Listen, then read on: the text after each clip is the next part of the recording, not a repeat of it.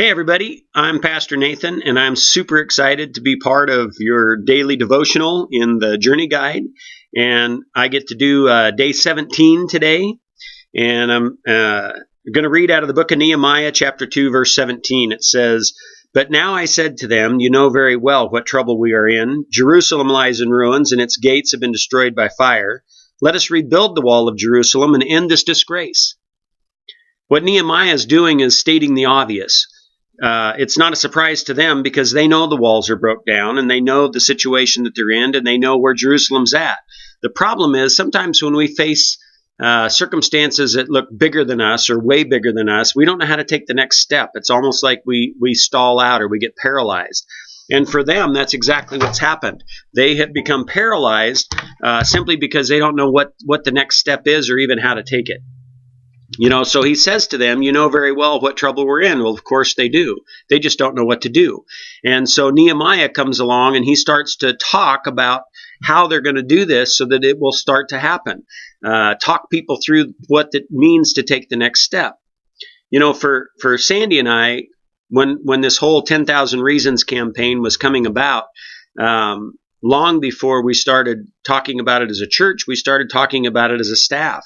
Being out of room and not knowing what we're going to do, and the fact that we're growing so fast as a church that we're going to be in trouble before we know it because we don't have any place to grow. And when we started talking about this, Sandy and I said, well, the solution is we have to do something. And it's a big step to take for a lot of people. But the talk started to happen to where people started to talk about it. And I know for us, when we talked about it, we started getting excited about what God could do. When you start telling the stories, because 10,000 Reasons are really 10,000 stories that some haven't even come about to be told yet. But there's a good percentage of the growth in this church that are people that have never stepped foot in a church before.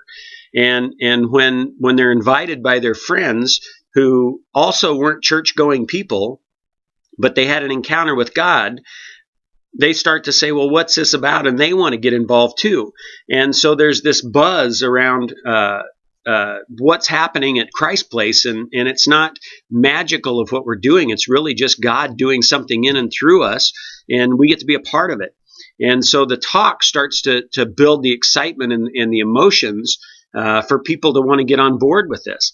And so when you look at this and you start thinking about, what do I say and what do I do and how do we start talking about it? Sandy and I started talking about how we were going to get involved and what we were going to do and the part that we were going to get to play in this, and realize that, this is going to go so far into the future. It's going to be way beyond us. Eternal blessings or eternal rewards come with the sacrifice of people that came from the past. Because if you're going to move forward, somebody has to move forward with this. Just like in the walls of Jerusalem being broke down, until Nehemiah started talking to them about it, they didn't know what the next step was going to be. And for us, it's hard, when you make a faith promise or you make a pledge to something like this, what the next step is going to be. How are we going to put this together? What's it going to look like? And God says, you just trust me in this and we're going to see this come to pass.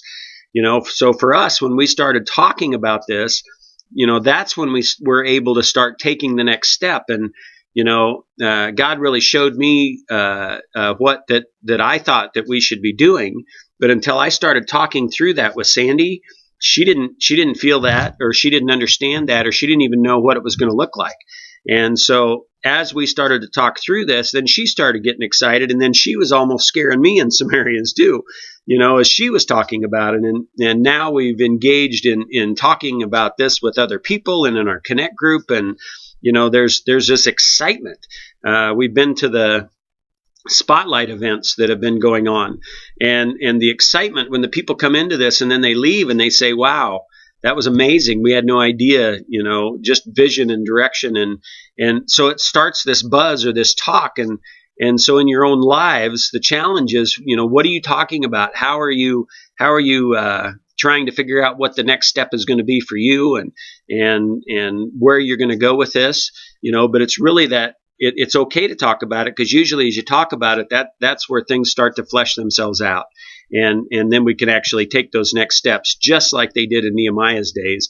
Until it was spoke, or until he started to talk about what it was that was the problem, they just didn't know how to take the next step. So excited about the journey, excited about what God's going to do long into the future, and excited about being on this path with you. So God bless and have a great day. Thanks.